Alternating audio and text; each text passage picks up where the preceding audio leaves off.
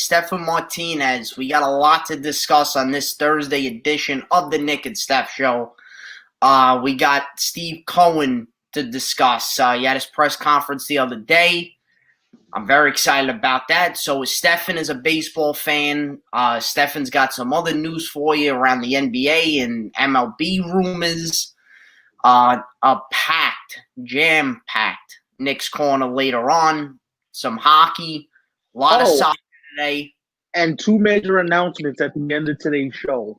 One concerning a top 5 countdown that may or may not involve Thanksgiving side dishes, and a guest appearance for next Thursday's show. So stay tuned to the end of the show for those very, very special announcements. A lot here, a lot to talk about here. But we're going to get into Steve Cohen first because, I mean, especially here in New York, that's been the biggest story. And, you know, his press conference the other day, I loved the things he said. And, you know, usually, I mean, if you want to really critique or be devil's advocate, you could say, well, it's owner speak or he's just generalizing. Nah, but this guy, I feel, really meant it. I mean, you heard the things he said, like he grew up on Long Island. He grew up a Met fan. He grew up in the area. So he knows the team. He knows. What's up, Skip? Yeah, let's go Jets. Dad. Oh, my God, the Jets. We may mention them today. We'll see. Because they had the most Jetsian loss you could possibly imagine on Monday night. But that's another story. But no, Steve Cohen, you know, fan of the team. He's actually been the minority owner, which I did not know for like the past 5 years. And he's been taking 8 years. Thank you. Studying the team. So he knows, and he's gonna let the baseball people do what they do. Sandy's back, which is great. What did you think of the press conference? Because I gave you my piece. I love it as a Met fan, and I think I got some quotes here for you guys, and I think these quotes are telling.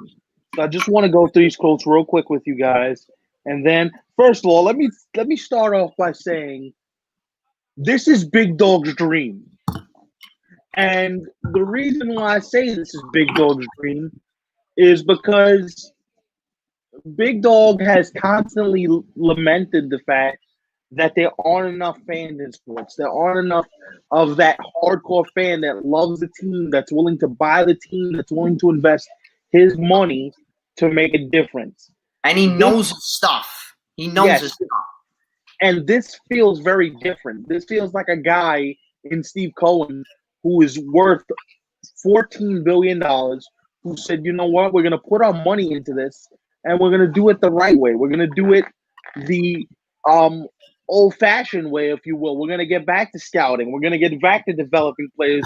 We're going to get back to it becoming a complete operation because with the Wilpons, let's face it, after the Ponzi scheme, all they did was cut corners. They didn't fully invest their money into this team. Now, you could say that can happen for a myriad of reasons. The first one being that, of course, they were cash-strapped and they had other issues that they had to deal with, which is a fair assessment to make.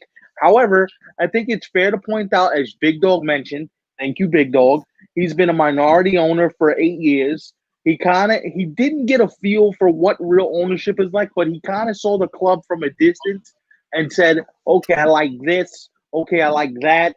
Okay, I think this can change. I would do this for the fans. And look, his message was consistent.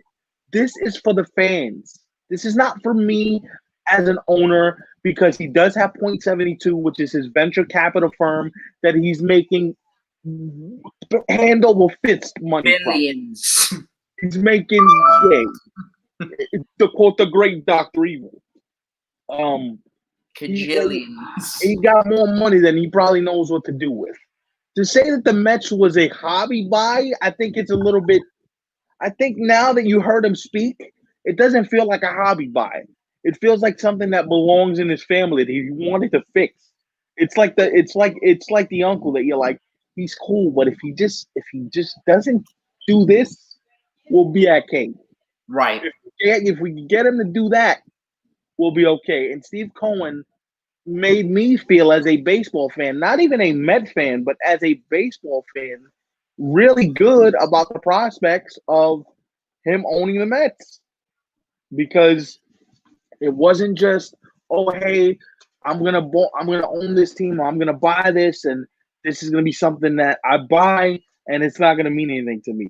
He bought this team with the express consent of, listen, I've been a Met fan for almost 50 years, and something's got to give, and you got to give him credit because he.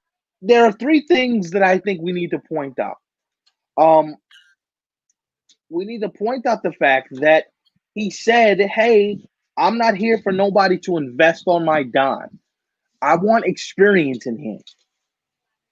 And he made the point of saying, I mean, it's all about, us as a collective. It's about us trying to build a team that the fan base is proud of. And Big Dog, this has been something you've lamented for years. You lamented the fact that you haven't been proud to be a Met fan, that they haven't done it the right way, that they've made you feel like, why am I going to root for this team? And all they do is just kick me when I'm down.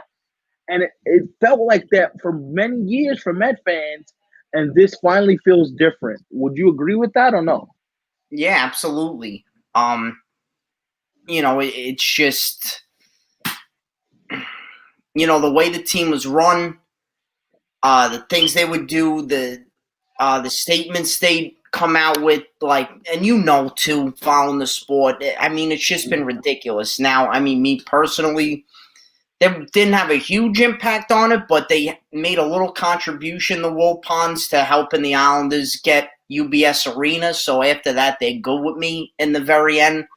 But Right. just speaking on the Mets specifically, I mean, they were just awful owners. And, I'm sure they did care about winning, but they didn't, organizationally, they didn't hire the right people. They never carried themselves the right way. So Right.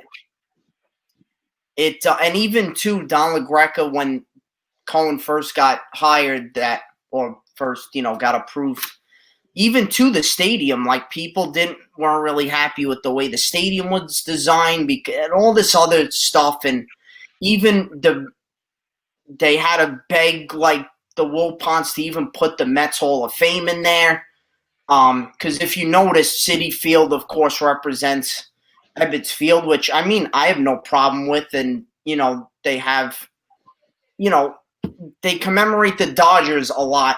And I guess Met fans weren't happy with it, and it wasn't so Met-centric. Right. So you remember hearing about that, right? When Citi first Right. opened and all that. So I remember hearing but about I mean, it. it's just right, a myriad of things, whether it's roster, front office, the stadium itself. Right. But now Cohen wants to have fan fests. He wants to build things around Citi Field. Will he get to do that? I don't know. Well, he wants to have an old timers day. I do know that for sure. I think Timers Day. he said that numerous times, and this is him giving back to the fan base. And I credit him because he actually, from his real Twitter account, went out there and said, hey, what do you fans want to see? And I will do my best to make this happen. Right. And like, all right, let me see if he actually will respond to people. And he did. Almost everybody that I read. Now, I scrolled through a good amount of people's comments, and almost everyone he gave some response, whether it was one word, two, or 5, 6, 7. I'm right. Like, this guy is different. He actually gives a game. I'll put it to you this way, okay? All right. I want to point out three things.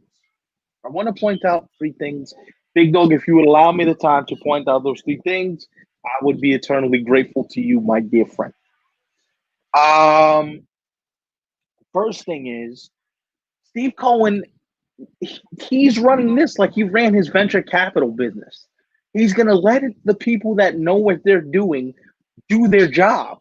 So this is not going to be Steve Cohen saying to the front office, get me this player.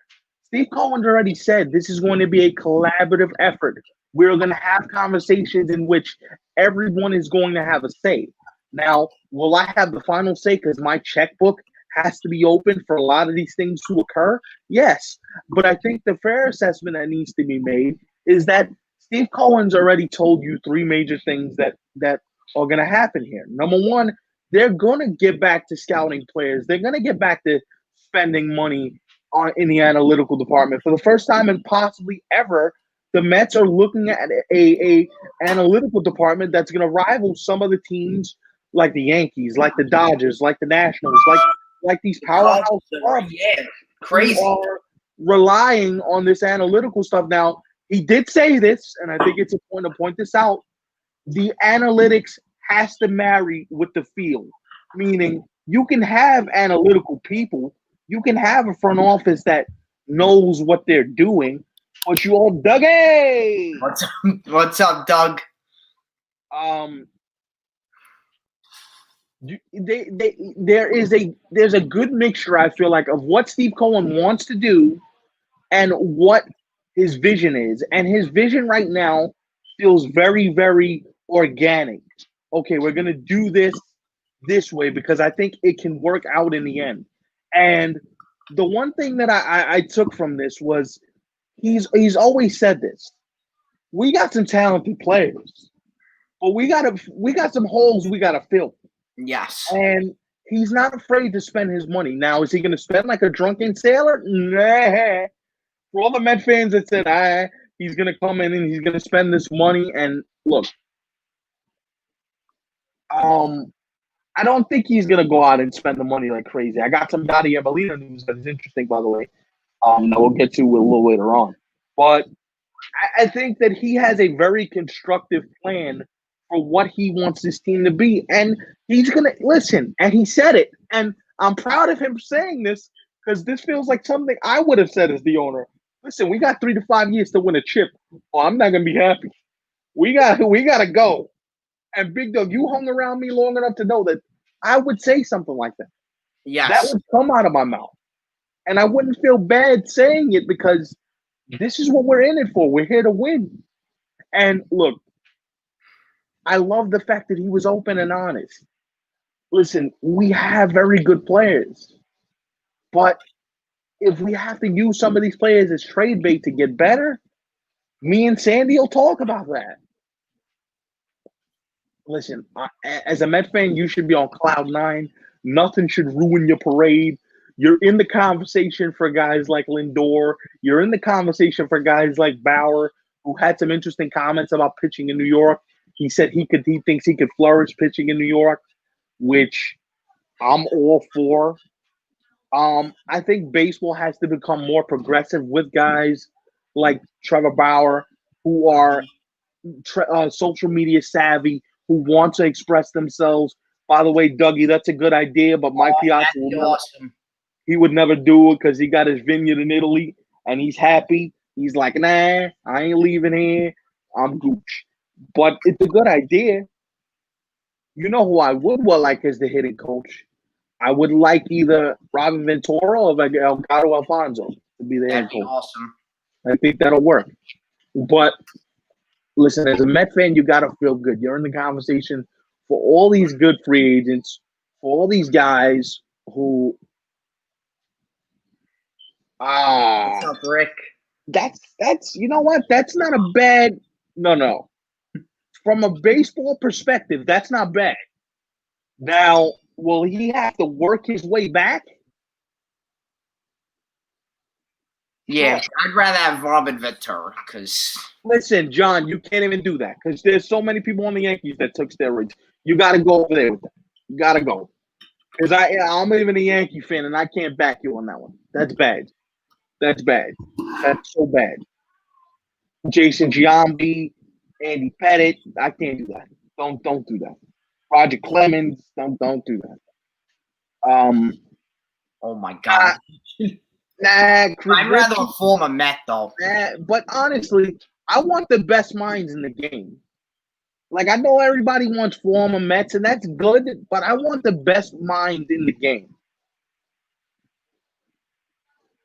I want guys that are good, progressive hitting guys. You know who I would like as you guys hitting coach? If they could, if it's me, Um,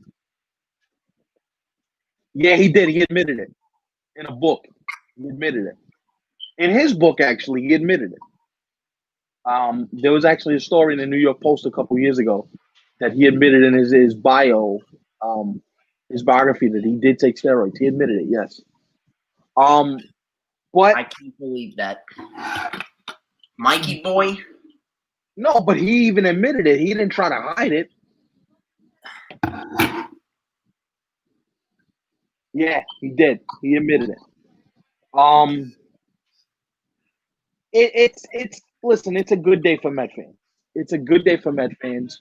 You should be I'm excited. here, we're in on Frankie, so Yes, you guys are in on Frankie. I will tell you this.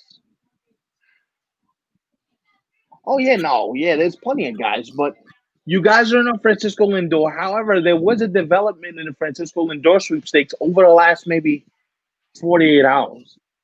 The Indians have officially said what their package is going to be. okay. They want a big league ready arm, and they want two close to big league ready outfielders, plus a bullpen piece. That probably is where they're headed. I don't know which team gives them that. Granted, he is in the final year of his before he hits free agency in arbitration, so that's a big ask for a guy that's in his arbitration year. However, I do think it's a fair point to point out. I would rather take Marcus Semien than Francisco Lindor, because Marcus Semien to me feels like a safer bet to play shortstop. Lindor's the flashy guy. Lindor's the guy that's gonna light up the small 1,000-watt room. I get it, but if I want to put my money somewhere, I'm putting it on Marcus Semien, because that guy, every year he goes out, he's gotten better. And Frankie is 27, 28. I mean, 26 actually. So you're getting entering his prime, but he wants 300 million. And I don't know if I'm Cohen. Yes, I have the money. I can do it. But that's a lot of money, and I don't know how I feel about that. Now, look, Doug, you just asked me a great question about Marcus Stroman. Marcus Stroman's contract exemplifies what Steve Cohen's all about. Steve Cohen is going to spend his money, and Marcus Stroman knew he wasn't going to get close to the 18.9 that he got in the qualifying offer, which is why he took the money. He took the money because he knows it's there. It's a smart bet. But is it crazy for a number 3 starter? Yeah, it is. Yeah, it is. I don't know if I would have done it, but I understand that you need the pitching depth behind DeGrom, behind Peterson, and Syndergaard may not be back till at least at the earliest, maybe July. So that's why they did it. As far as the not needing a shortstop comment, we could go back and forth on that. We have went back and forth on that. Francisco Lindor and Marcus Semien is an upgrade over Ahmed Rosario. He's an upgrade. And so I think if it's just money and it's not going to cost you any prospects to go get Marcus Semien, I think they think about that. I think they think about it.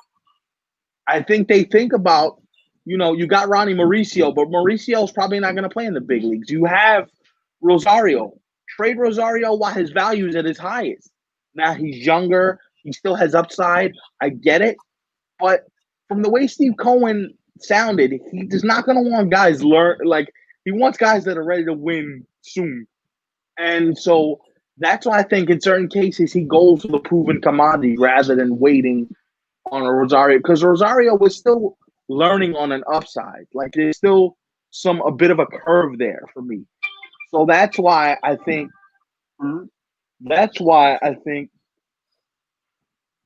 wow.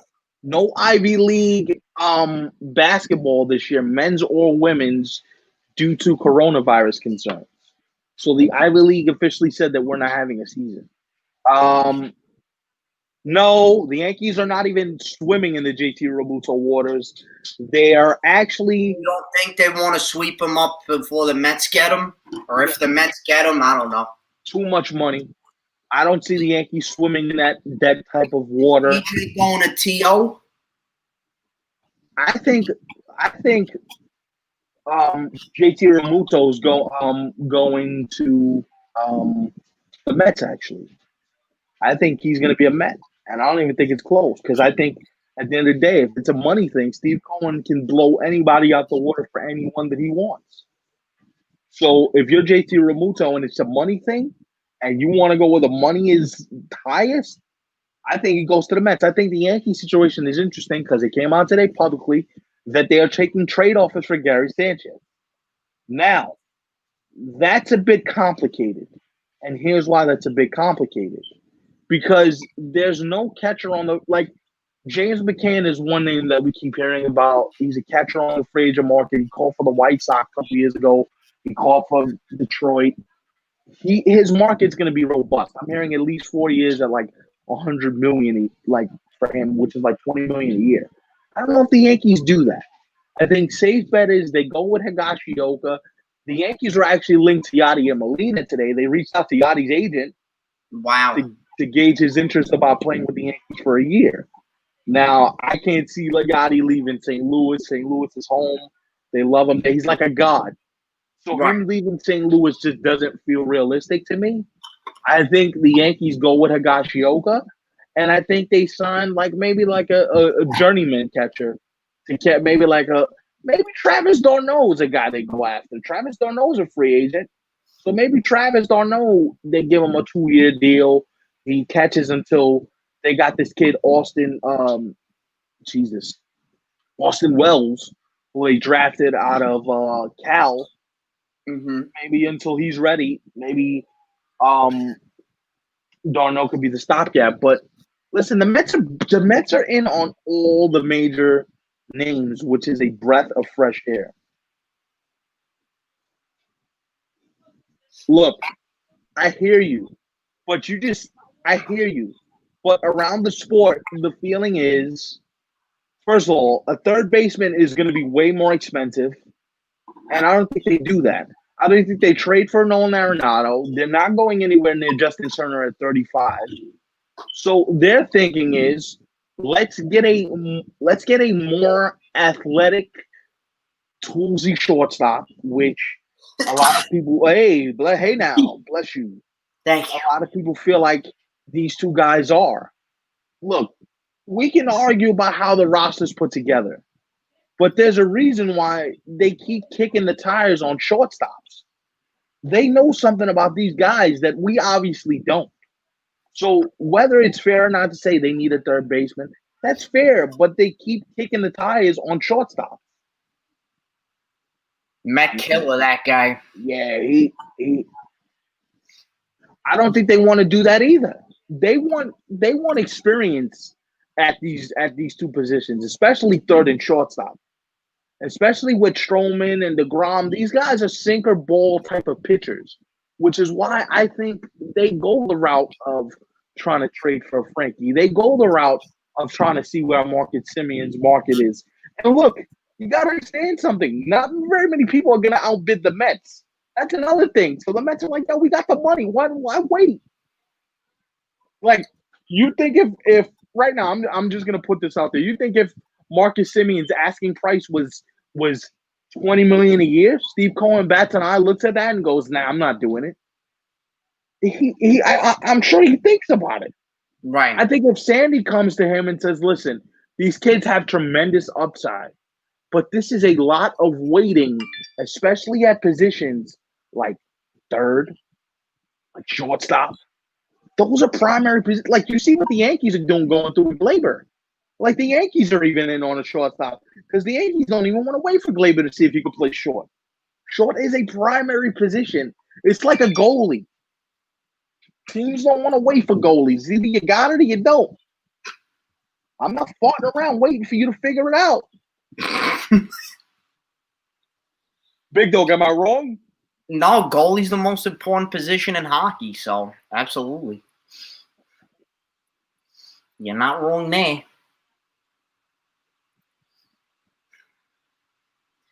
This is very intriguing, though. I just can't wait for fans to be able to go back. Oh my lord, dude! It's gonna be rocking every night. Look, I as much as I meant to say, or almost every night. Wow. They won't have to worry about selling tickets because now that you got new owners, forget about it. Well, if they aren't looking for a third base, well, here's the problem. They figure they can move somebody to third. They don't feel like, listen, third is a very important position. Well, you can also compare him to a shortstop because the shortstop and the catcher are there's the two captains of the infield, which is why I don't think they want to wait for a 22 and a 24-year-old. Steve Cohen said this. I don't want people learning on my dime. If I'm paying you, I want you to go out there and produce. You know what I'm saying? So that little indication right there goes, yo, dude, 3 to 5 years, I want to win a chip. Which is why I think Carlos Correa might be Carlos. If you don't do anything this year, look at the free agent shortstops available next year. Can we go through this for like 2 seconds, please? Yeah. Big dog, I want your thoughts on all of these options. Carlos Correa, Corey Seager. I love him on the Mets. Damn, who's the third one? And Frank. Oh, Arenado. And Arenado has an option, which he might decline to become a free agent next offseason. Look. Oh my God. That would be bonkers if they just look. I just have a funny feeling that the Mets are gonna be in on like I'm getting news here a sec, guys. Hold up, give a minute.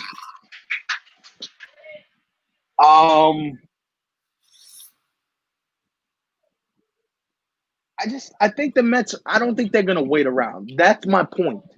That is the point that I'm trying to make. I think that they're gonna strike as soon as they can to figure this out. And they'll make, like, for me, Rick asked a very important question. Who would the Mets move to third? Very, very good question, Razor. I think there needs to be two answers to this question. Number one, JD Davis came up as a shortstop, as a third baseman. Why not let JD Davis play third every day? Why not? Why not let JD Davis play third every day? Why not try this out and see what it's at? We haven't seen JD Davis play third every day, have we? It's an option. It's an option, and he's young enough to do it.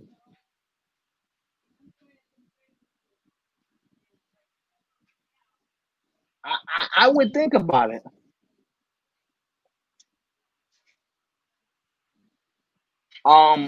Real quick, and another thing, Met fans. Another thing.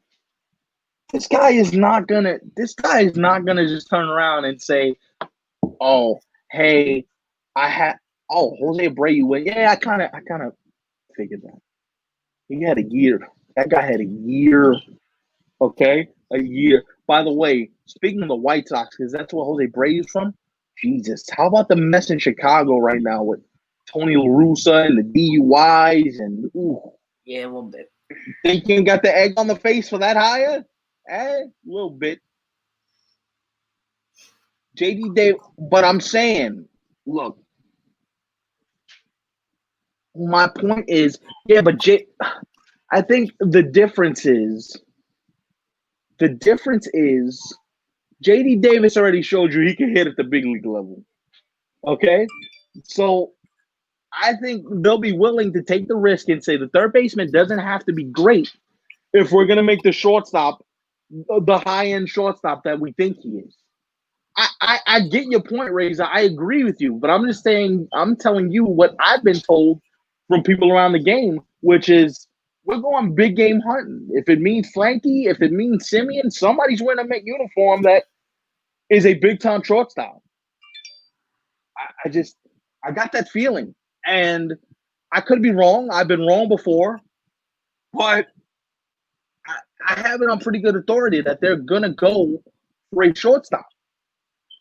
And I don't know what it means for those two aforementioned players of Jimenez and Rosario, but I think that's where they go.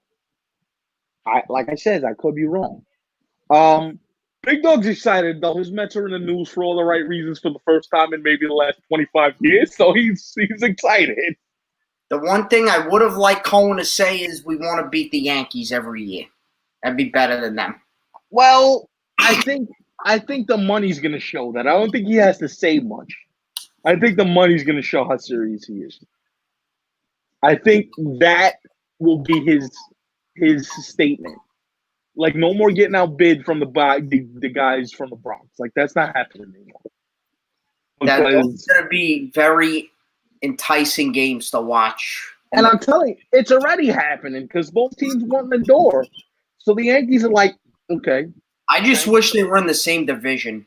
It'd make things more intriguing. That would be, oh my Lord. And you could get like a CS. Oh my God, imagine.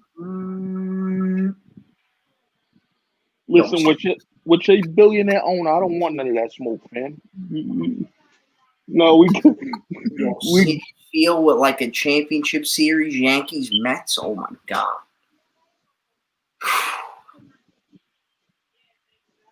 Crazy.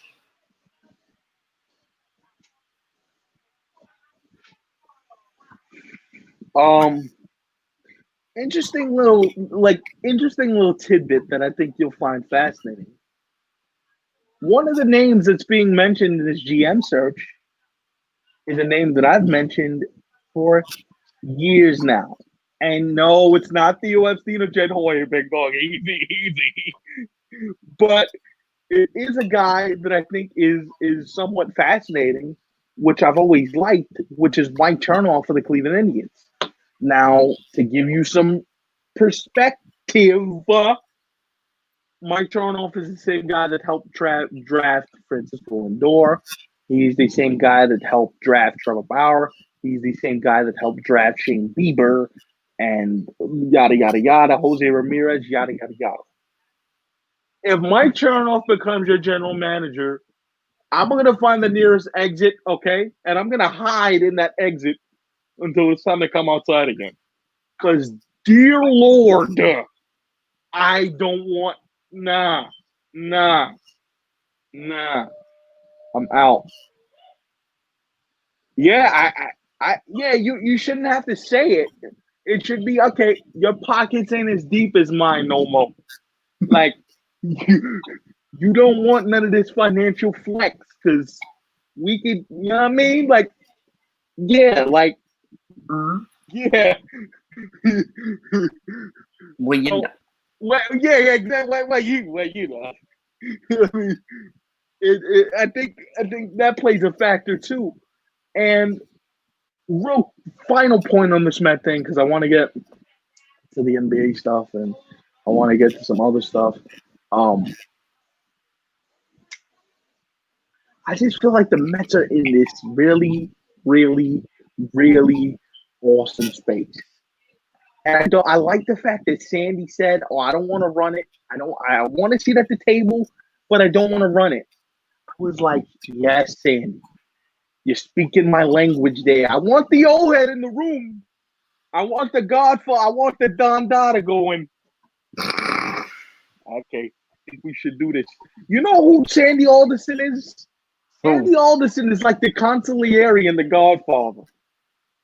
I'm going to advise you. I'm not going to tell you what to do, but I'm going to advise you.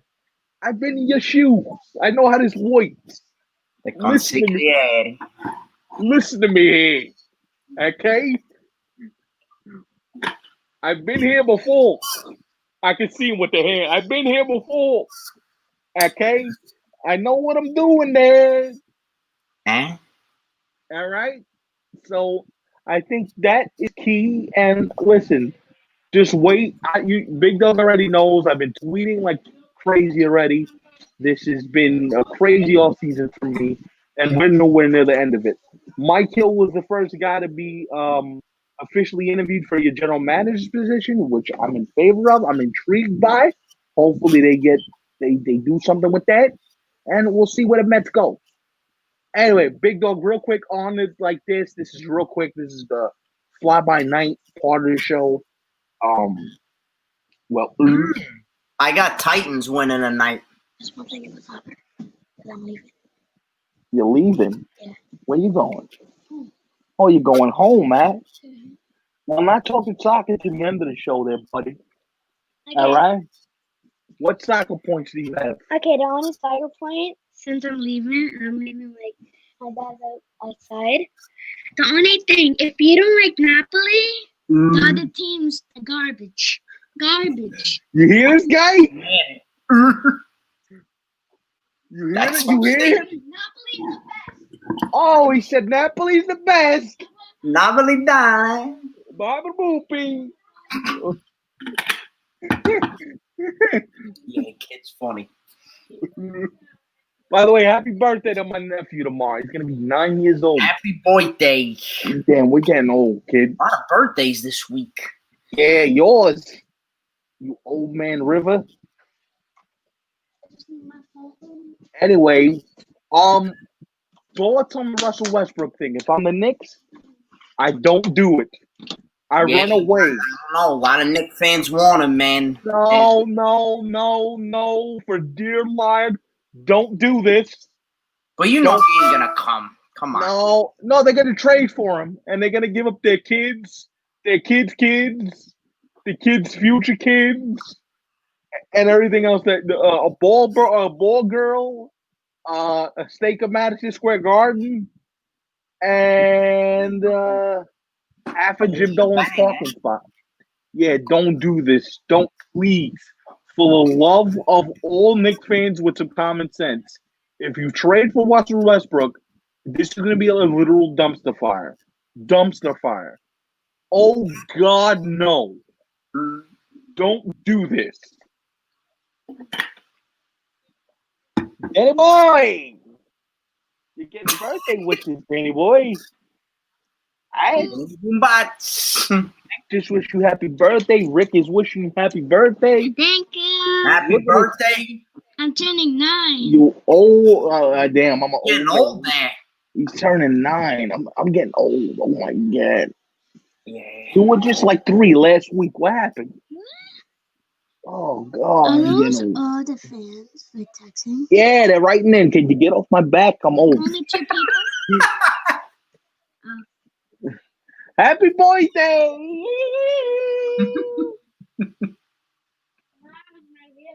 You're famous now. You see this? You're getting birthday love from people. All right? Yeah, you get them. Anyway, Danny boy. All right. As he makes his exit stage left over there, Danny boy, for his birthday. No, I'm 90, bro. We all old, Rick. We were just talking about this like before the show. 9 years, 9 years old feels like 90 years ago. 90 years ago. The joints didn't hurt yet. The back wasn't sore yet. You could actually get up fast without getting dizzy spells. Getting the whiplash. Yeah, you can. Like, oh, need a minute. Hold up. Hold up, but yeah, you got to do the Meek Mill when you hold up. Wait a minute, like yeah, I mean, yeah, bro. That's hysterical. And I got a cousin named Daniel. That's hysterical. Yeah, Danny's a real popular We all name. got Danny's in the family. Yeah, Danny Bars. Yeah, but no, for Knicks fan, don't do this, Knicks fan. Don't fantasize about Russell Westbrook. Don't do this. Yeah, I'm but saying it's delusional, though. You know that. Don't do this. Don't do this. Please. I beg of you. If there's a Knicks fan watching under the sound of my voice right now, I beg of you, please, for the love of all that is holy, don't do this. Leon Rose, World Wide West, whoever's in that front office, if you find yourself on YouTube scrolling and you come across this show, listen, from a deprived, starved, miserable, broken Knicks fan, don't give me another star that's 90 years old that's going to break down the moment he's going to put on a Knicks uniform. For the love of God, do not trade for Russell Westbrook. I hope my pleas are heard. and this is coming from a very serious place. Like, we laugh about it because it's funny, but this is very real. Like, I'm very scared that they're going to do this, and I'm just going to be, for the love of God, they did it. They traded for Russell Westbrook. For the love of God, I'm going to text you, and I'm not going to know what to do. Don't do this. Please. If I could get on my knees, I would, but getting back up is going to be real difficult. Real difficult. Danny Dimes, yep. Danny Dimes might not even be here. Calls himself Danny Dimes. Yeah.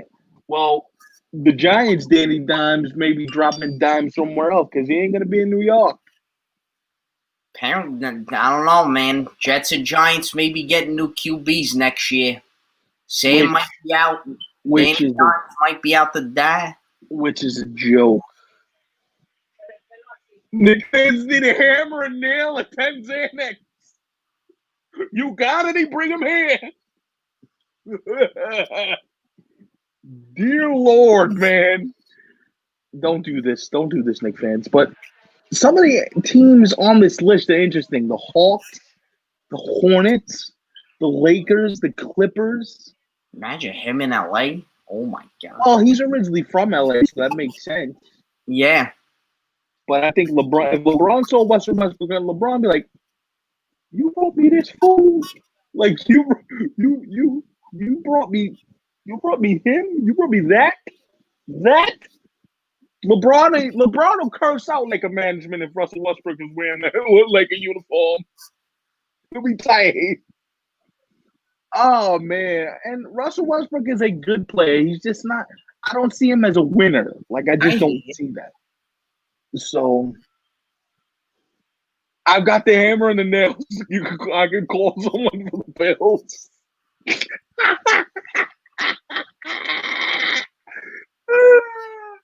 That's great. Thank you, Rick. Thank you. You just made the show. And that's all I wanted to get into for now. Oh, no fans at the Laker games for the entire 2020-21 season. Are they playing in bubbles or their own arenas? Their own arenas. Wow, so they're going to travel, or are they just going to stay on, like, the West Coast, the East Coast? They're going to do it in what they call pods. So the West will play the West, and the East will play the East. They're not going to travel crazy. And Toronto is likely going to be playing in Tampa. Which because the border and yeah, because they got Clay. Yeah. So this is a very interesting time around the NBA. Chris Paul is likely to be traded again. The third time he's traded in the last 3 years. I'm hearing Phoenix is on the doorstep of getting that closed and finished. We'll see where it goes, man. We'll see where it goes. But the moment you all been waiting for, Nicky Boy is back with another installment of Nick Cannon. Thank you, ladies and gentlemen. Without any further ado, I give you Nicky Boy. Thank you there, lad. So we're going to start with hockey first. And interesting news this week. The NHL is exploring short-term hubs, temporary realignment, and a reduced schedule as options for the 2020-21 season. Amid the coronavirus pandemic, Commissioner Gary Bettman said Tuesday. Commissioner Bettman said he would never ask players to return to a bubble for an entire season after the NHL finished the 1920 season and staged the 2020 playoffs in bubbles in Edmonton and Toronto, requiring isolation. This article goes on and on. But that's an interesting, very interesting situation for the NHL. So what it's sounding like is in the beginning of the first half of the year, they're going to have hubs. Now, not really sure where. I suggested keep it all in Canada since their numbers have been low. Even when they have spiked, it hasn't been significant spikes up north. But, will they do it in some in the States, some in Canada? Not really sure yet. But they do want teams, to play in their home arenas at some point. I brought up the point where Lou Lamoriello said we will definitely play at some point at Nassau Coliseum next year. So GMs want, and especially for the players themselves, but financial reasons too, they want to try and have at least 20-25% fans in the arenas somehow. I don't know how that's going to work, especially being indoors. But again, we'll have to wait and find out what, the second half of the season brings. And at that point, come like springtime, how the virus is and all that sort of stuff. And the realignment's going to be interesting. I'm hearing that they're going to do like what the NBA's doing. Like they're going to do more divisionally based hubs, which is really cool. So you're going to have constant games of just divisional rivalry games.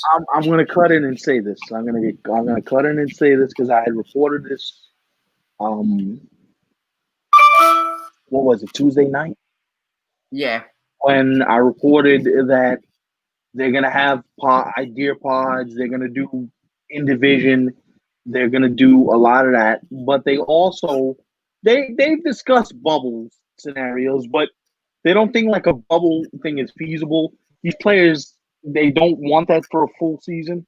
They want the freedom to be able to go back and forth. So Big Dog's 100% right on that piece of news. And Big Dog, here's my question for you. As we get to gear up and we get back to it, I'm just excited to see how the league gets from, how they're able to transition to a hub life now, like to a pod life, where it's just like we're going to be playing in this city and that city and no other cities, and we're not really going to be traveling, but we're going to be playing it, a lot of games on the road, a lot of games against the same teams. And I'm hearing the schedule is going to be 68 games. Now, I haven't been able to get that confirmed, but I'm hearing 68 is the magic number. It could be a little less. How many games realistically would you want in this current format? So, 48's been thrown around, 72, 60-something. I think if they want to get it done realistically before the Summer Olympics, I would think 60-something, or if you really have to, do 48. It won't be an every year thing. If you have to do it again, last time they did that was the lockout year, 48 games. And yeah, I wanted more, but it did create a lot of intrigue. So I would be in favor of 48, but 66 games, even if you want to do 62, that would be really cool. But there's really no definitive number yet, but those are what I've heard. You want to see Big Dog lose his mind? Make the hockey season like 50 games. 50, nice even number. I mean, I'm good with it. I mean, I would want more games, but you know what? Just to make intrigue and for people to get into it. You want to see this kid lose his mind? Make the hockey season 50 games. He'd never leave the house during hockey season. He'd be like a bear in hibernation. Over the summer, I was watching like all 6 games a day. I was amped up. It was weird though. Hockey in the dead of summer, it was like the weirdest thing, but it was awesome. I loved it. That's the most 2020 thing ever. Nothing about this year has been normal. So the fact that you had hockey in the summer is kind of like, Thank you. But they're still targeting January 1st as the start date. And no, there will be no Winter Classic because it was canceled this year, understandably so. Big Dog's like, damn it. So the next year, they'll probably have the Winter Classic at Target Field and then the Stadium Series game at in Raleigh, North Carolina. Oh, nice. That's a nice stadium. Yeah, again, I forget the name of it, but where NC State plays their foosball, that's where it's supposed to be held. Foosball from the devil. Gotta love Waterboy, right? Classic Adam Sandler right there. But yeah, it's still a lot of things up in the air, but Stefan did report, and you know, that I think by next week, I think they're gonna come out publicly.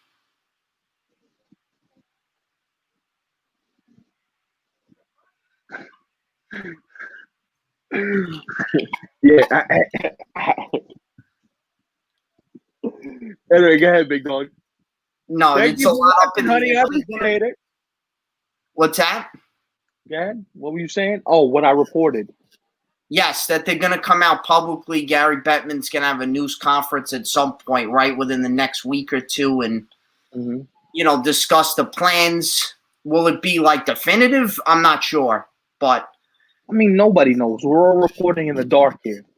For reporters to take you, but that got me excited because I really want this season to get started, and then for next year. So there you go. We get back to a normal. Yeah, there you go. The UBS Arena there, Belmont Pack to open with fans in the building. Right. Oh my God. Yeah. He's in his glory. Just thinking about it. He's in his glory. Look at him. Look at you glowing like a schoolgirl. Look at it. The roof's almost complete. The seats are almost in. You know, the base of it. And awesome. I can't wait. Listen, and this feels very. Look, this 2020 reporting in 2020 is very hard because you're reporting in the dark, and what I mean by that is nobody really knows what's going on here. Everybody thinks they have an idea. We don't know what's going on here. It can all change. It's very fluid, and this is what I've learned as somebody who covers these sports, who follows the sports, who gets on here and talks with you about all these different scenarios. Right. Nothing is definitive. Nothing at all. So yes, we'd like to know, hey, when is this going to happen? When is that going to happen? That's a fair question to ask, but I don't think anybody knows. Nope. Nobody does, Dave. Which sucks. Yeah, because I'm just waiting for hockey. Dying, Farry. Can you come back? Can you come back? But that idea of like just divisional hubs, oh my God. Yo, you get Islanders, Rangers like a bunch of times, Philly, Pittsburgh, San Jose, LA. I don't think your heart can take all that. LA, Vegas, Montreal, Toronto, a bunch of times, Boston, Montreal. Montreal, Chicago, and St. Louis. Okay. Montreal. You gotta say it the real French way. Montreal. Says in Montreal. You got to say it the French way. Speaking of accents, let's get into some soccer. A lot today. A lot this weekend. Hey now. What's up, Kayla? No commenting, Kayla. What's going on here? I'm already watching.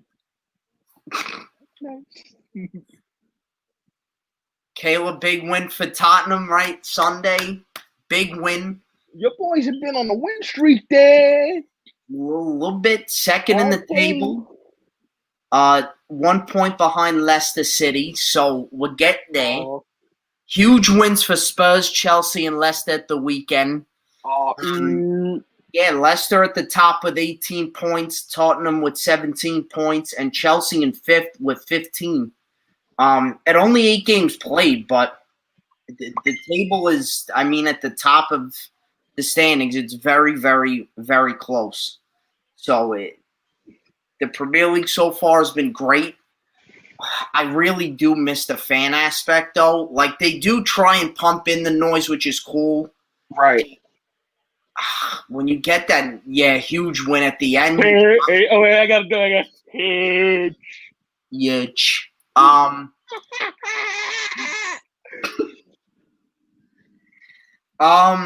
It was Big Lee. The win was Big Lee. Oh boy.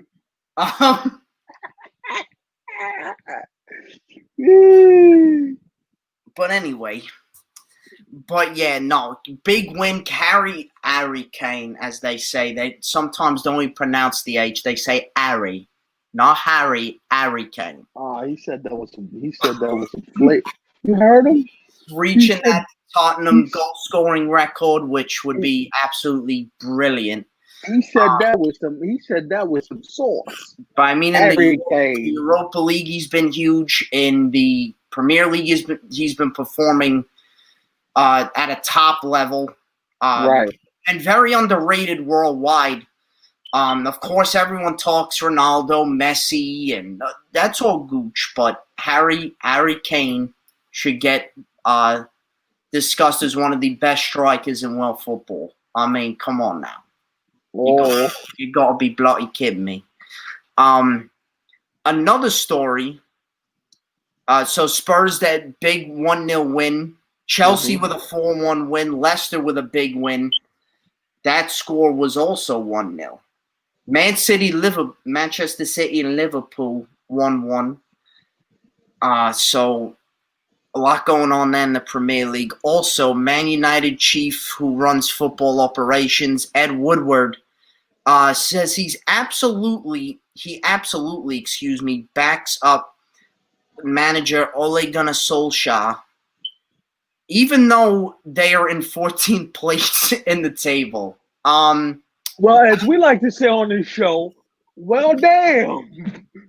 I mean, and I'll set it up for you. Damn. Ole Gunnar Solskjaer is a former Man United player, so there's history there. He's won titles with the club. You know, he's one of the prodigal sons who played on that famous 99 Champions League team. Okay, all right. Beckham or David Beckham. Now you're peeling back the layers for us, because I'm like, wait a minute, dude. Personally, look, I'll go Britain here. It's an emotional thing, right? It's an emotional thing for this club. You know, they love bringing the former players back in a managerial role. And you know what? Yeah, I got to do this whole thing in a British accent. I can't do it in an American because it just... You got to do it right. You got to do it in a British accent. None wrong in an American accent, but for soccer, football, you got to do it in British. Oh, my God. But, I mean, Stefan, let me ask you, mate. Can you compare anything to this in American sport, where they would keep a manager or a staff member on the team? Marvin Lewis, Jason Garrett. You want me to keep going? Marvin Lewis, Jason Garrett. Well, Marvin Lewis didn't play for the Bengals, but they did keep him for He was there 90 years. Too goddamn long.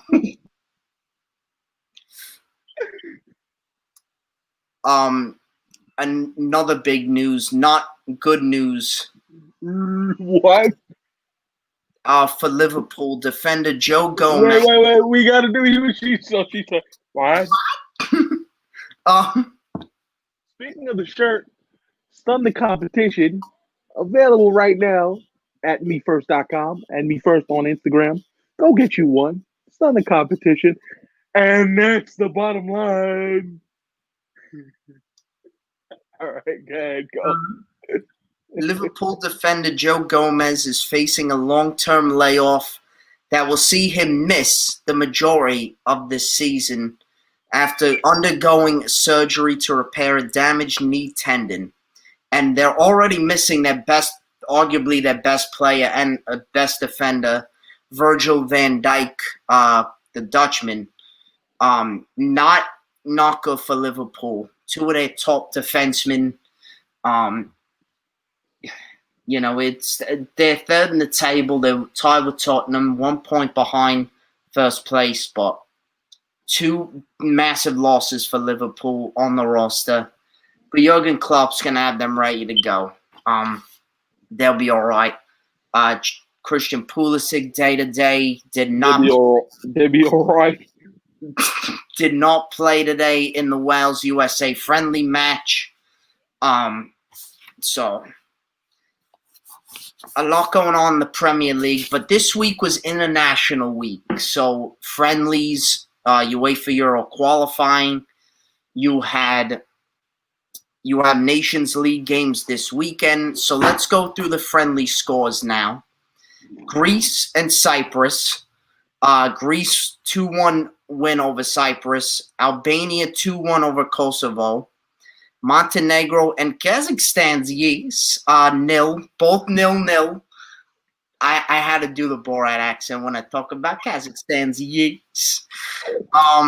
Turkey 3, Croatia 3, Denmark 2, Sweden 0. Belgium 2, Switzerland 1. All right, what do we go? Belgian waffles now? Come on now. Germany 1, Czech Republic 0. Italy 4, Estonia 0. Well, goddamn. Netherlands and Spain draw 1-1. Euros is going to be crazy. Elijah! What's up, Elijah? Poland 2, Ukraine 0. Wales 0, USA 0. I watched that game today. Very just interesting how the whole USA roster is completely changed for the most part from 4 years ago, because it was like Old Man River Central like a few years ago, and then now it's all young guys, early 20s, late teens. Some very exciting prospects, and majority of them play in Europe. And now it's only one game. This actually was the first game they all played together since February because of the pandemic. So, I mean, look, you can't really judge anything off of one friendly game, and they didn't score a goal. But, I mean, in the field, they had a lot of possession, passing the ball. They had some chances. Goaltending was great. So, and I think the European experience for all of them, especially Serginho Dest, he was the one that really stood out to me. Also, Weston McKennie. They both play. One plays for Barcelona, the other plays for Juventus. So, two of the possibly biggest clubs in Europe and the world. Juventus, what's up? And England put a display on Republic of Ireland. 3-0. England won today. 3-2-0. Yeah, you know what they were doing in the pubs in Ireland today? A lot of drinkage. But good thing that was only a friendly. But now we'll get to the games that actually count for something. Oh, you got a question. What's your question, man?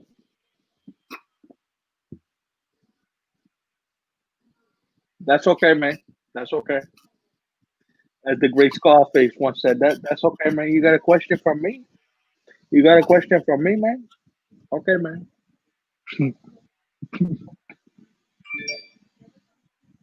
Good wish.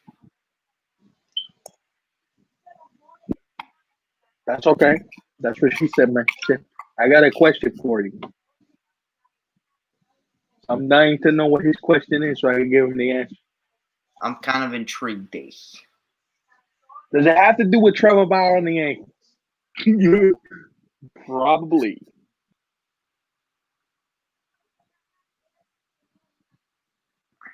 As we wait for Elijah's question, if you know anybody that likes European soccer and likes accents, he's killing this right now.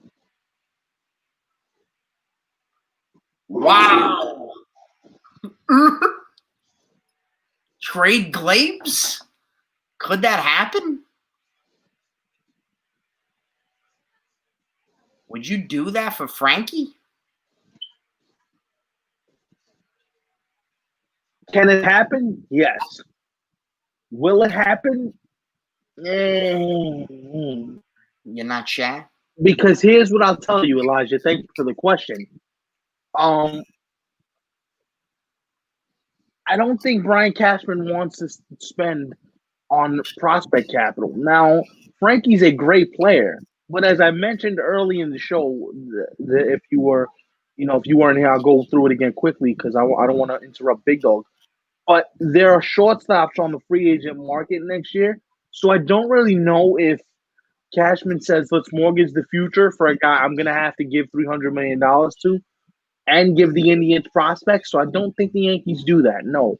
I think if the Yankees feel like they need to make an upgrade at the shortstop position, they wait a year for Carlos Correa. They wait a year for Trevor Story.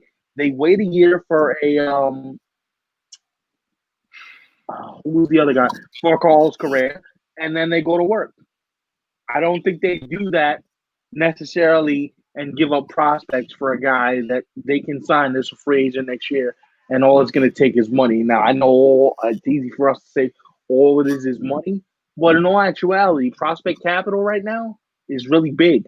That's why I don't see the Yankees getting involved in the Lindor sweepstakes or doing anything crazy, because I don't think they want to trade their prospect capital. But Big Dog, back to you. I'm sorry I interrupted, but he asked the question. The UEFA Euro 2020 qualifiers, yes, it's still called Euro 2020, even though it's taking place next summer. That's another story, Wait. You need to explain that one. You got to explain that one. I know. I can't explain it. I'm not really sure why. I think it could have been fine. You could have just changed it to 2021, but I guess because it was supposed to happen this year, they're keeping it 2020. I don't know. You got to ask UEFA on that one because I'm not sure. No problem, man. Anytime. Some history was made today. Oh. Scotland with a 2-1. The Scottish. Scotland 2-1 win in a shootout over Serbia. And I wrote some facts down here. Their first Euro qualification since England 96, long time ago. And they last time qualified for a major tournament was the World Cup in France in 1998. Congrats to Scotland. Wow. I know their fans are celebrating for sure in the streets of Glasgow and Edinburgh tonight. Oh, yeah, big time. They take soccer super serious over there. Another dramatic win, Slovakia with a 2-1 win over Northern Ireland. Wow. And that was in extra time or overtime. So the 4 people watching, man, come on in and say what's up and let us people know we're live. We are now in the middle of Nick's Corner, and Elijah just asked a very compelling question. If you are a sports fan, come in right now because we're getting cooking with gas. Big Dog, go ahead. That's really hard. I'll give you like a few teams who I think can win it, but picking one is hard. I'm a big Germany fan, but the thing with them, to me, they're still in a transition phase. I love the coach, I love the roster, but they just don't seem to have chemistry. The World Cup, you saw it, Elijah. Terrible, absolutely terrible performance. Maybe they could bounce back. I can still see them possibly winning it, but I think it's going to be – they're not the Germany they were in the Euros in 2008 or 2012 or the World Cups in 2010 and 14 when they won it. Real quick, if I can piggyback off of Elijah's question, what's different? What's different is the roster, and you could say sometimes a mix of young and old is good, but I think the younger players now coming in, they still need more experience. The older players, a lot of the big players like Miroslav Klose, Philip Lahm, Manuel Neuer's getting up there in age. Even though he's still a stupendous goalkeeper, he's getting up there. No more Bastian Schweinsteiger, my favorite German player. He retired. Lucas Podolski. So, and Yogi Love, who's been the coach since, my God, 2008 officially, but he was on the 2006 coaching staff when Jurgen Klinsmann was head coach. So I think, great young stars. I mean, Timo Werner, I could go on. But they think Yogi has been there for way too long. And originally, I liked the idea of him signing his contract through 2024. But that might be too long now. But we'll have to see. Belgium and England. England is one team I really love. And I'll tell you why. I think now the only thing that might hurt them, which did it in 2018, they had no expectations. And Stefan, maybe you want to compare this to an American-based team. But for years and years and years, England always, because they created the sport, it's, it's our sport, so we should win it every time. But there was always that expectation where England had to win. And they had great teams, great players, but they just could never get there. Cowboys. But then in 18, no expectations. How far did they get? The semifinals. They ended up losing, but that's how far they got. Now I think their roster is built to win. Gareth Southgate, I love the manager. I think he builds the right mentality into the players, to not, of course expect to win. That's not what I mean. But they, listen, just focus, stay focused. Don't worry about the media. Don't, let's just play our game and win. And the roster to me is built to win. Belgium, okay. Stefan, think of a comparison, because to me, Belgium, I think, in my opinion, is so overrated. I'm sorry. They have a ton of... Real quick, I just want to go back to your previous... Sure. They feel like the Dodgers. Because they had all these great expectations. Everybody thought they were going to win the chip, and they always found a way to fall short. They never could get over the hump. And what you're describing now feels like the Cowboys. Some people would compare them to the Jets only because their last World Cup win was 1966. So, and that's the only major trophy they won, despite being the creators of soccer. They've only won the World Cup one time. Sounds like the Knicks. Mm-hmm. But Belgium, I mean, you have Kevin De Bruyne, Eden Hazard, Romelu Lukaku. You have Thibaut Courtois. You have all these superstars. Yeah, but see, Belgium hasn't won anything, though. That's why I see where you're going, Kayla. And you know what's crazy, though? The Patriots, I mean, right, this year you could say, because the Patriots never really had superstars, but they still won. Where Belgium has had these individual guys, but they can never come together as a team and win. So that's why, but a lot of pundits and analysts do believe Belgium is the odds-on favorite. Some other teams, France, of course, I mean, defending World Cup champs. They still have the same manager, mostly the same roster. And they have that chemistry, and they just play well together. So France could be another team. I really like the Dutch. I know they missed out on the last Euros and the World Cup, which was shocking to the Dutch. Elijah, I know that's your team. You're a Netherlands fan. I love the Dutch too, really, because they're orange jerseys, and I always loved the Netherlands. I always loved their players: Robin, Schneider, Van der Sar. The Rockets. That's the accuracy in that statement. The Dutch, I think, are going to surprise some people because they have a young team, really no expectations at all, and they missed out on the past two major tournaments. But watch how they play. Watch their games. They're a fun team to watch.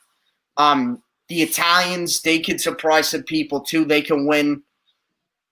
Portugal as well are always up there. Spain is interesting because they're too in a transition period, but they're always up there in the upper echelon of great soccer nations. Would you say that some of these teams they let the expectations overwhelm the reality of where they are? It's possible, yeah. You know what I'm saying? Instead of just saying, okay, this is where we are as a club. Like, I know our fans expect this, but realistically, this is where we are and this is what we are.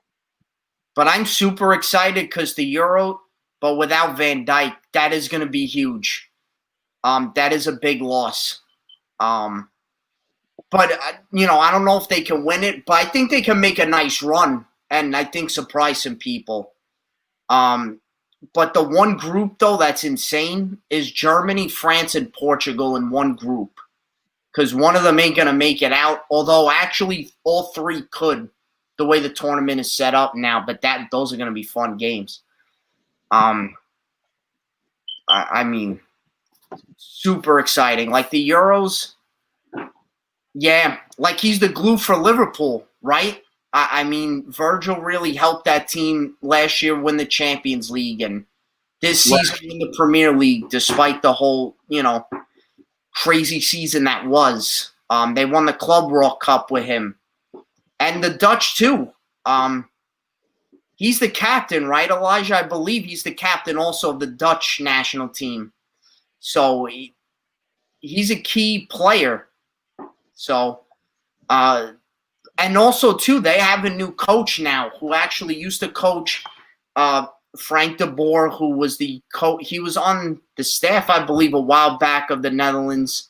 He was recently the coach for Atlanta United here in the States. Liverpool and Man City game, well, I didn't get to watch it because they didn't put it on TV. It had to be on that streaming service, which I don't have. I really should invest in it at this point because they just keep putting the biggest games on that, but that's another story. Here's the other thing, and can we get into this a second? Because I started to realize something, because they're starting to put all these major games on Peacock, which I understand you're trying to get foot traffic there. And money. But that's fine, but you can't just upset the apple cart that quickly. Like, you kind of got to let... Soccer is growing, and the Premier League is huge. Like, I mean, when people were allowed in bars and people were, allowed to gather in big number, like, even early mornings, these bars would open up on purpose because these games are on so early. But it's a big moneymaker. It's a big thing now. Right. But that speaks to them not having their finger on the pulse. If you know people are going to watch these games, you have to slow play this a little bit. Like, the NFL, go ahead. Like, real quick, the NFL's been talking about using Amazon Prime Video for years, but they're not putting the actual full telecast only on Amazon Prime Video because they understand, first of all, the right fees to these games are astronomical, so they're going to get money. If soccer's the world's game, as you put it, wouldn't you want most of the world to see your top flight talent so your investment actually pays off? Oh, of course. But that's why, if it's me, I understand you're trying to start a new service, you're trying to start something new.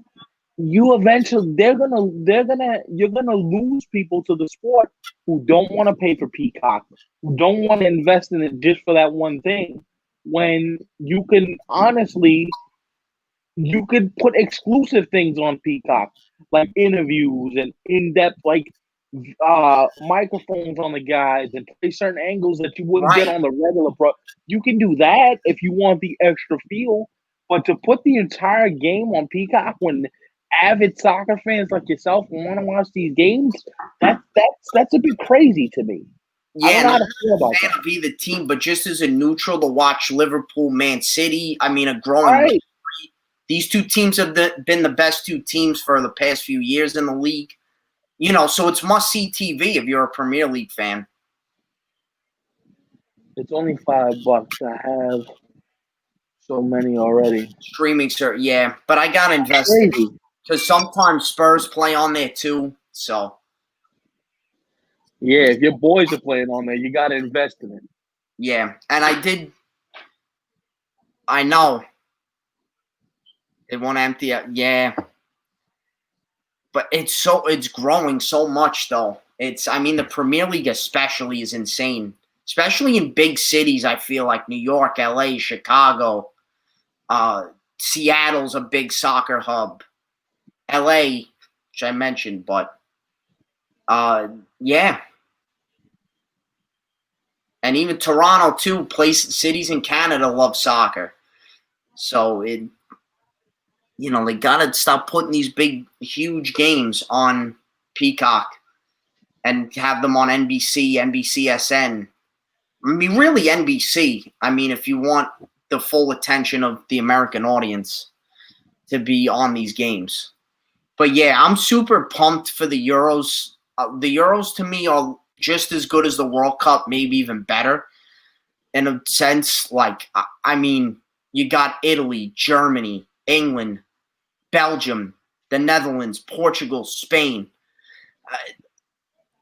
all in one tournament. So, and then even too, it's cool to see like smaller countries. And like, I would love, they're up to 24 teams in the tournament, and a lot of people are like, it's watered down now and the format, which I do agree. The last tournament wasn't really that great. There were a couple of games, like the Iceland-England game where Iceland beat them, and it was like tiny little Iceland that has no money invested in the game. They beat England. And the English media, I mean, got on them like forget about it. I got Titans tonight. I got Ryan Tannehill. I got Titans in a blowout. And I did double check. Virgil van Dijk is the captain of the Netherlands national team. Here's an interesting fact. Oh, I forgot you're a Colts fan, so of course. Yeah, you know he ain't picking against his boys, which is all good. Interesting little fact about the name Virgil. You know the wrestler Dusty Rhodes? Yes. That's his real name. Virgil. Really interesting. Yes. Fascinating little tidbit there. Speaking of tidbits, 2 more scores I got for you. Speaking of Iceland, they unfortunately lost and will not be in the Euros. It's kind of disappointed. But Hungary, who's another up-and-coming national team, won 2-1. They came back being in the 88th minute down 1-0, and they scored 2 quick goals and ended up winning the match. The tiny little nation of North Macedonia. That's right, North Macedonia. For those who don't know where Macedonia is, can you give us a quick geography lesson on that one? It is in the, as they call the Balkans area. So it is surrounded by or bordered by Albania, Serbia, Greece, and Bulgaria. So right around there. This is the first major tournament they qualified for as an independent nation. Whenever they did qualify, though, previously it was because they were known as Yugoslavia way back in the day. Little facts about North Macedonia. Official languages are Macedonian and Albanian. There's a good population of Albanians who live there. The capital is Skopje, as they pronounce it. The currency is the Macedonian denar, and their independence came on September 8th, 1991 from Yugoslavia. So some facts about them. Thought that was kind of interesting. That's good stuff. That's good stuff. You just dropped some jewels on it. And to wrap it up, we got some more matches. I will quickly go through, not all of them, but the big ones this weekend in the Nations League. You got Germany, Ukraine, Portugal, and France, which should be very enticing. Sweden, Croatia, Switzerland, and España. You got Albania and Kazakhstan. I just wanted to say Kazakhstan. Netherlands and Bosnia-Herzegovina. Turkey and Russia. Bosnia also located. Whoa. My country's playing soccer. Yeah. Wales and Republic of Ireland. Austria versus Northern Ireland. Belgium versus England, Elijah. Well, ball. On Sunday at 2:45 ESPN. That should be a really good game. Denmark, Iceland, Italy, Poland. So some big matches this weekend. That was a pretty big soccer segment there. Very cool. And I love the questions by you guys. I love talking Euros, Premier League, World Cup when that happens down the line. Because next year, and already World Cup qualifying is starting, which actually will start, I think they said like a year from now. I'm sorry, 2 years. Yes, oh my God. Yes, 2 years from now. So that will be in Qatar. So we're going to have our first ever fall-winter World Cup, which is going to be – and by then, of course, I would imagine COVID is gone. But you're going to have NBA, NFL, NHL, and the World Cup, college basketball, college football, all on at the same time. That's nuts. Think about that. Think about it. Well, damn. The scheduling is going to be interesting for sure. So, I'm going to watch as much World Cup as possible because that don't happen. All that on TV. That's crazy.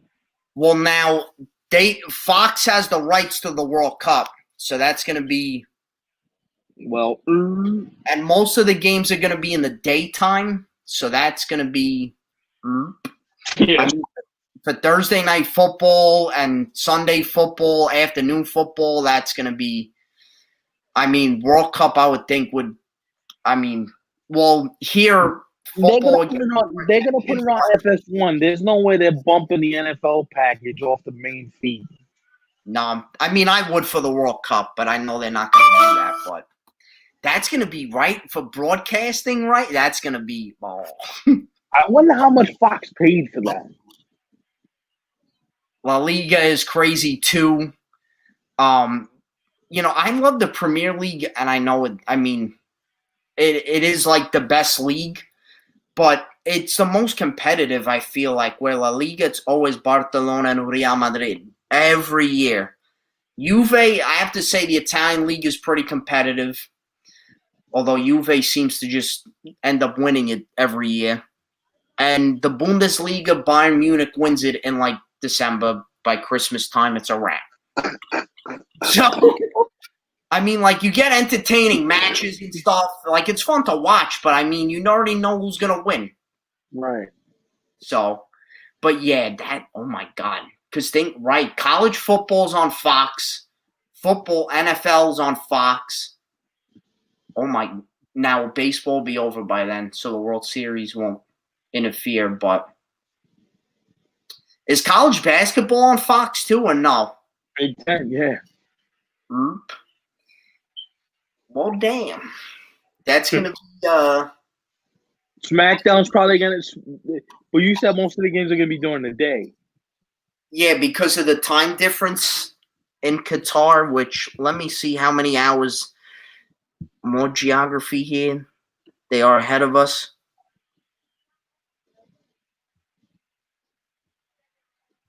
Yeah, some games are on CBS, but some games like the Big Ten and the some of the Pac-12 is on Fox.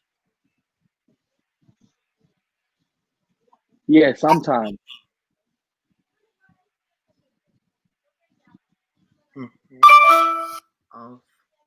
Yeah. 8 hours ahead of us, so yeah. A lot of it's like 3:30 in the morning there right now. So there'll be a lot of day games here. Damn. What's up, Chad? But the World Cup, I can't wait though. Hopefully the US is in it next time. College.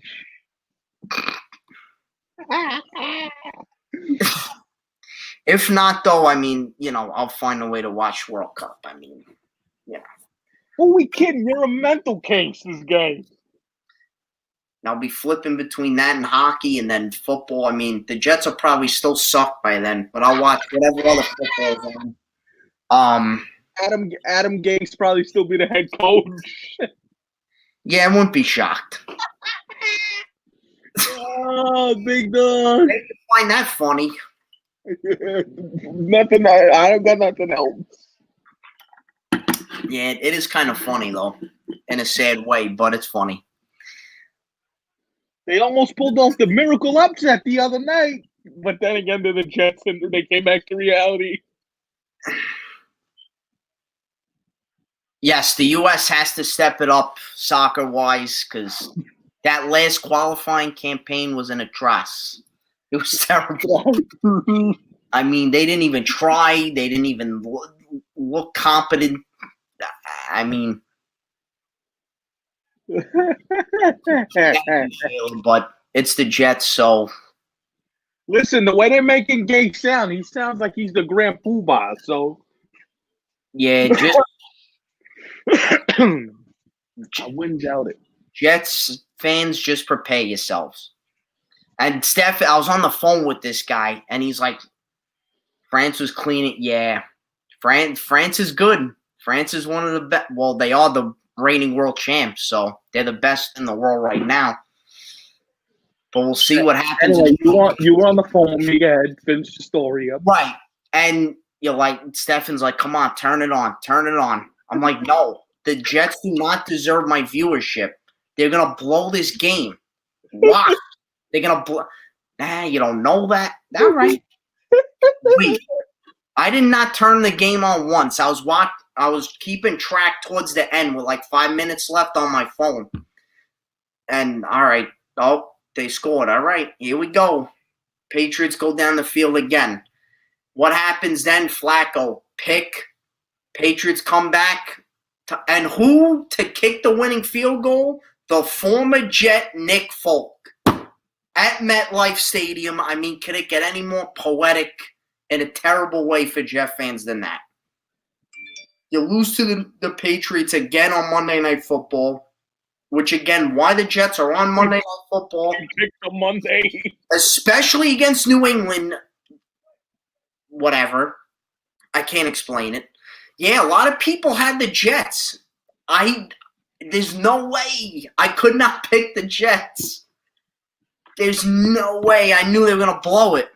Oh, the NHL jerseys. Real quick, I seen the Mighty Ducks one, and I was like, yo, the Vancouver one?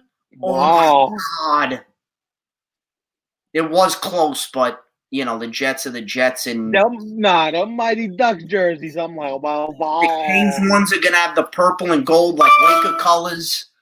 Because that's what they used to have way back in the day. But I really want a Bombay. I want a Goldberg jersey, the goalie. Oh, go boy! Yo, the Mighty Ducks. I love all those movies, all three of them. Classic. Oh, those jerseys are. Yeah, and the jerseys too are. Is it true they're coming out with another one? You hear this? I heard that apparently on Disney Plus they're coming out like a series, Mighty Ducks series. I've been hearing. Well, if they do that, then I might have to get Disney Plus because I have it. $12.99, not bad. Hulu, Disney Plus, and ESPN Plus for $12. Well, I have ESPN Plus. Rangers doing Liberty jersey. Oh, they're bringing that back. Oh, interesting. Those old Islanders. Oh. I hope to God Almighty the Islanders do not go back to the fisherman logo. There's no way. First of all, it was ugly as all hell. Second of all, that was that was the worst period in the team's history with Spano, the Coliseum literally falling apart at the seams, and not in a good way. Leakage, everything else. I mean, the losing was atrocious. The whole 90s, I mean, after 94, the next time the Islanders made the playoffs, God, 94, I don't even want to think about that year.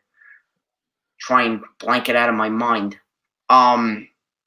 Was 2002 was the next time they made the playoffs. Sean Bates. Sean Bates penalty shot. Oh my God! During when the pandemic first hit in the spring, and they were showing the old Islander games. I watched games 4 and 5 of that Toronto series. Oh my God! I would have loved to have been there. Oh my God, the Coliseum. Oh my God. Rocking. Oh, by the way, other jerseys too. The Vegas jerseys are gonna be dope. The Sharks. Caleb, what do you think of the new Flyer jerseys? I thought they were cool. Yeah, but I'm anxiously awaiting these new Islander jerseys, and I hope I'll approve, because as long as it ain't Fisherman, I'll be gooch. But I'm really hoping for an orange jersey again, but I think they're doing navy blue. I think. If this guy gets an orange jersey, he's gonna weep. I'm gonna get it. Because I still have my old school orange jersey with the navy blue stripes on the side, circa 06, 07 season. Well, damn. Oh, man.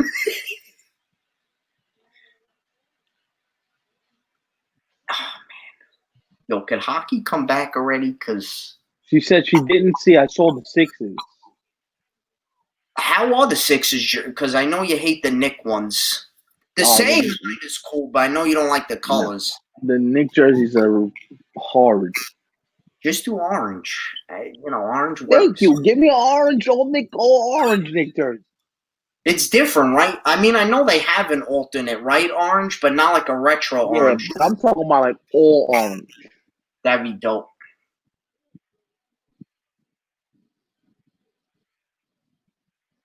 Anyway. No, it would be cool. Would you like, as an NBA fan, instead of the team's name across the jersey of the city they play in, what about like the logo at the top and then like the number? Or no, you don't like that look? I mean, it's better than the atrocity. Some alternate Knick logo with like the skyline, I don't know, something different. Or like the Sixers could do like the Liberty Bell. I don't know, just thinking of different ideas.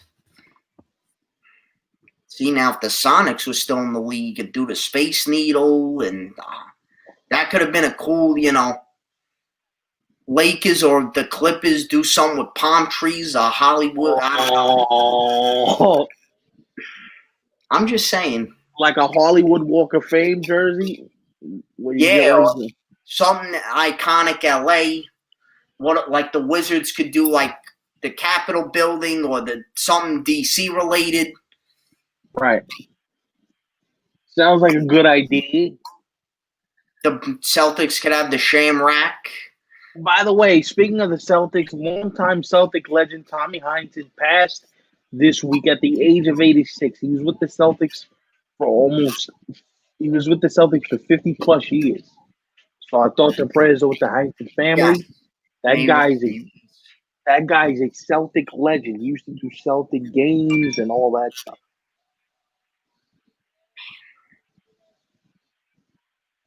Friggin' 2020. God damn it. Anyway, thank you guys for watching, man. This was a great show. It was. Thank you for commenting, all that good stuff. Yes. Anyway, we're gonna wrap this bad boy up. Oh, that's awesome. We will talk to you guys again on Saturday. Correct, Big Dog? Correct me if I'm wrong. As far as we know right now, yeah. Saturday, 2 p.m. No Sunday show this week. No Sunday show. We might have to make a change to the Sunday show. We might do a Saturday show because Sundays are hard. Sunday mornings are hard. I don't like getting up early. He don't like it. Yeah. He works all week, so he's like, Sunday mornings, kind of want to sleep in, but Little bit Man, thank you guys for watching. Big Dog, this was awesome. Nick's Corner was great again. And holla at you boys. of. Have a day.